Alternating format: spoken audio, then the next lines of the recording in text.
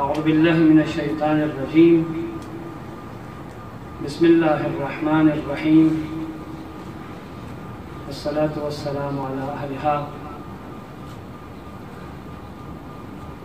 برادران عزیز، جیسے کہ ہماری روش ہے کہ روزانہ تجوید کے قواعد میں سے ایک قاعدہ ہم بیان کرتے ہیں اور اسی قاعدے کو تطبیق کرنے کی بھی ہم کوشش کرتے ہیں اسی محفل کے اندر۔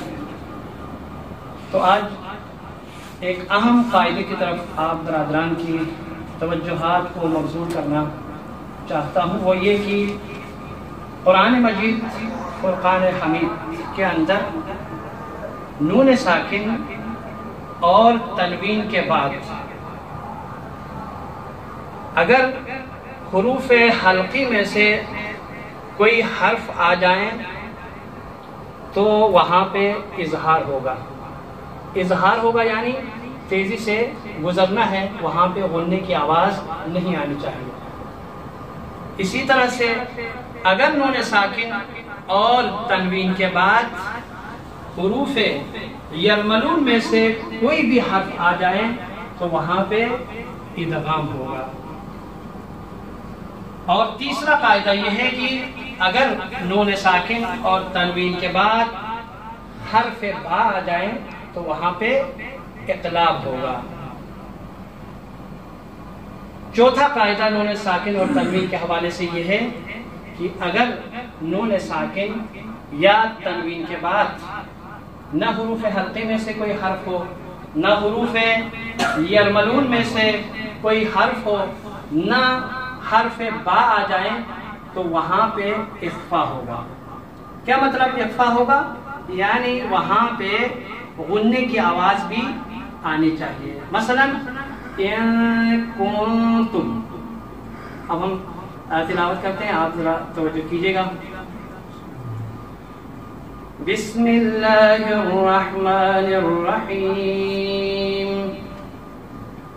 قد افلح المؤمنون الذين هم في صلاتهم خاشعون والذين هم عن اللغو معرضون والذين هم للزكاة فاعلون والذين هم لفروجهم حافظون إلا على أزواجهم أو ما ملكت أيمانهم فإنهم غير ملومين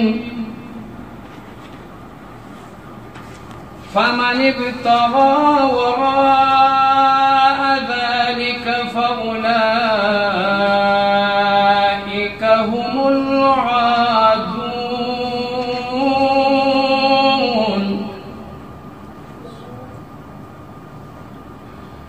والذين هم لأماناتهم وعهدهم راعون والذين هم على صلواتهم يحافظون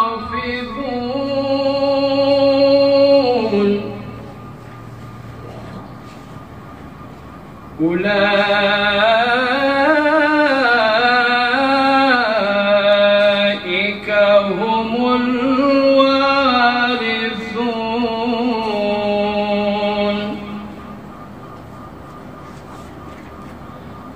الذين يرثون الفردوس هم فيها خالدون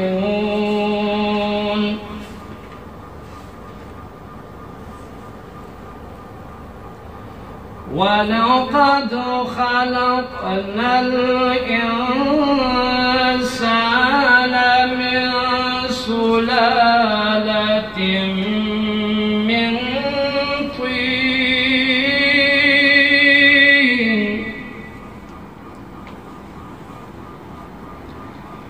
ثم جعلناه نطفة في قرار مكين.